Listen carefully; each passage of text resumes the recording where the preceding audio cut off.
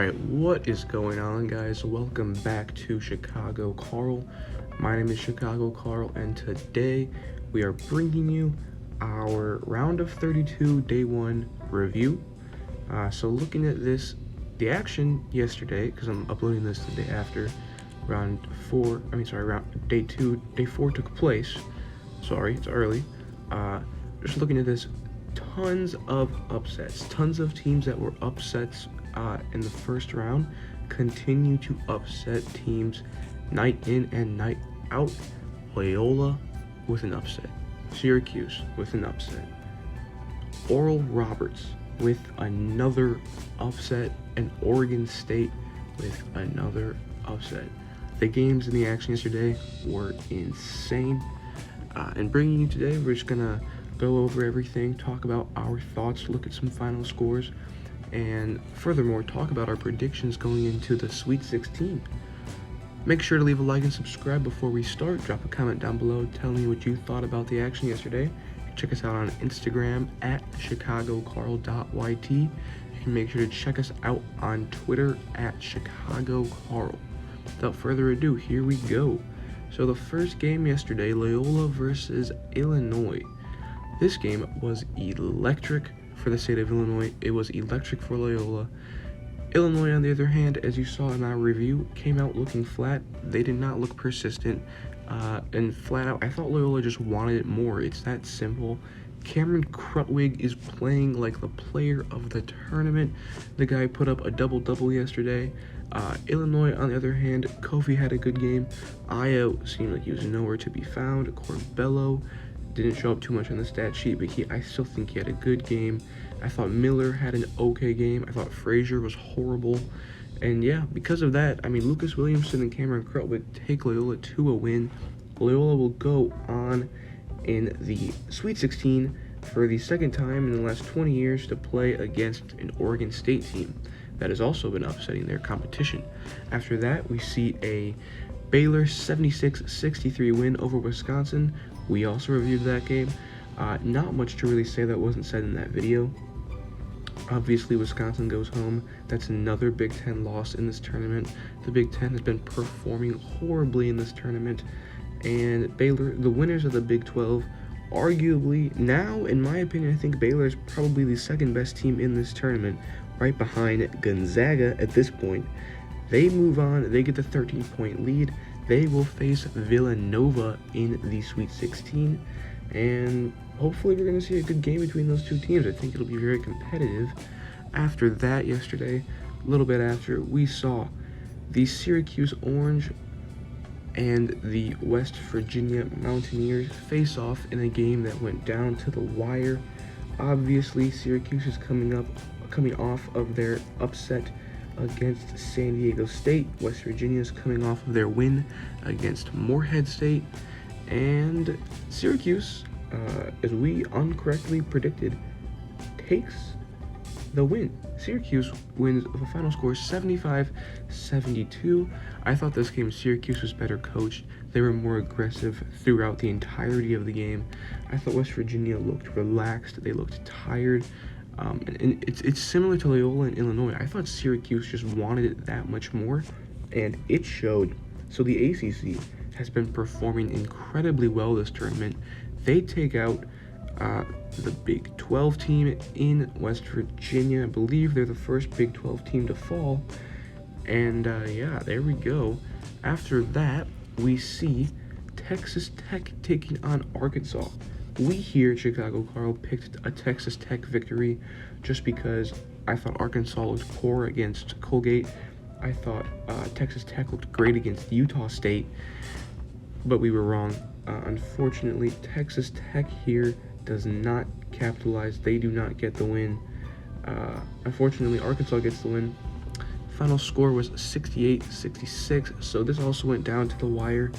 And in my opinion, I think Texas Tech is a much more adequate matchup for Arkansas compared to Colgate.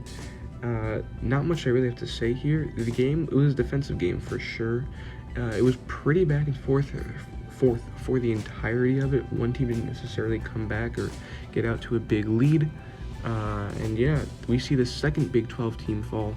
So I'm sorry, we see the second SEC team fall. Move on to the next round. After that, we have Houston taking on Rutgers. For this game, we had Houston, and we were correct. Houston wins, but narrowly. They only win by a score of 63-60, which was a shocker to me and many others alike. A lot of people have been talking about Houston as being probably the worst highly seeded team in this tournament. As far as if I agree or not, I really don't know. I think the team is good. I think they play good team defensive basketball. I don't think they're getting out in front of themselves too much, and I think they're a fun team to watch. That being said, though, I will say I think they should have beaten this Rutgers team by more than 3. I did say that I thought Rutgers was a bit underseeded, but you're playing the 2 seed. You should not be just hanging with them the whole time. Rutgers should not have made this game as close as it was, but they did, and I mean, props to them, I guess. But I think this speaks more of Houston than it does of Rutgers, really. Houston's got to pick it up, especially if they're going to be playing Syracuse in the next round. Syracuse is red hot off of 2 upset victories. Houston's got to come with it. They got to play hard if they want to advance to the Elite 8, and that would be something if they did advance to the Elite 8, but they've got to want it more here, because Syracuse, I'm telling you right now, will bite Houston if they want to. So after that game, we saw the 15th seeded Oral Roberts University basketball team taking on the number 7 Florida Gators, fresh off of an overtime victory against Virginia Tech. And what do you know? Oral Roberts, a team that a lot of people are falling in love with, takes the 81-78 victory here. Oral Roberts goes dancing to the Sweet 16, the definition of a Cinderella team. Oral Roberts becomes the only team in tournament history to be a 15th seed besides Florida Gulf Coast and make it to a round of 32. Make it to a Sweet 16. They're going to face Arkansas in the next round. As far as this game goes, I mean, this game was back and forth. Oral Roberts is proving they can hang with the best of them. They did it here. Their guard, I can't think of his name right now. I think it's Amab. He is a dangerous player. He is there. He can play with the best of anyone.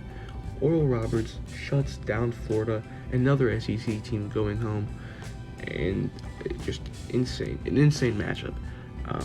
I thought Oral Roberts guards, they are what wins their team, their games. They did it again today. They get the 3-point victory. They're going to face Arkansas in the next round. Be sure to tune into our preview later tonight to see what I think about that matchup. And after that, another incorrect prediction for us. We were just not having a good day in the prediction department yesterday. We see the UNT Mean Green taking on the Villanova Wildcats. We took North Texas, and I'll say it was just because I thought North Texas looked pretty dominant against Purdue. I didn't think that Villanova looked too dominant against Winthrop, and I thought it was kind of going to be like what actually happened with Syracuse in West Virginia. I just thought we were going to see a hot team take over a good team, but I was wrong. That's not what happened. Unfortunately, North Texas takes the 81-61 loss. Sorry, they lose by 23 points. This really was not as much of a poor effort on UNT's part as much as it was the fact that Villanova is a legitimate team, as they are year in and year out. Not much I have to say. Villanova just overpowered them. They have bigger guys. They have quicker guys. They're just a much more refined program, to put it into a word, and it showed. So Villanova takes the 84-61 lead and the win. They face Baylor in the Sweet 16 in the next round. That'll be a good game. Tune in tonight to see what I think about that. And after that, the final upset of the day, which we also incorrectly predicted. We have the Oregon State Beavers beating the Oklahoma State Cowboys 80-70. The 12th-seeded Oklahoma State Beavers, fresh, and I mean fresh off of a win against the Tennessee Volunteers, come in and beat Oklahoma State. Oklahoma State has an All-American on their team. Oregon State does not. They played team basketball. They're poised to face another team that is a dancer in Loyola, in the next round. Two teams that a lot of people think are very underseeded. We're going to see some good old-fashioned Loyola versus Oregon State basketball in that next round. This tournament, I just want to say, is shaping out to be a great one for the ages. There have been tons of upsets. I mean, in this part of the bracket alone, you have a 15 seed making it to the Sweet 16. You have an 8 seed making it to the Sweet 16. You have a 12 seed making it to the Sweet 16. An 11 seed making it to the Sweet 16. It is insane. Illinois is gone, which was the team that I predicted to win the entire bracket, the entire tournament. Is what I initially predicted, but that was wrong. Evidently, that was wrong. Illinois did not perform. So Illinois is losers of the Midwest bracket. The best team left in the Midwest bracket, looking at it now, honestly, I think it's Loyola. I think they're poised to make another Final Four run. If I look at this, I mean, I'm a Loyola truther now. I think Sister Jean will prevail, but I mean, I think Loyola beats Houston in a matchup. I think Loyola beats Oregon State. I think Loyola can even beat Syracuse. I think they can, and I think they will. As far as the South bracket goes, the best team left there is the best team that's been there the whole time. It's Baylor. I think Baylor's dominant. You saw their win over Wisconsin. They're not afraid of anybody. They come in, they get their win, they leave. They are a professional-looking team. It's a business trip for this team. They're the best-looking team here. They're much better than Villanova, in my opinion. They're much better than Arkansas. I think their league's better than Oral Roberts. And yeah, that's all I gotta say. Tune in to our March Madness Day 5 preview, in which we'll be looking over the round of 32 action taking place today between the West and East brackets. Have a nice day. Continue to watch the tournament. Leave a like and subscribe. Drop a comment down below. Tune into our future videos.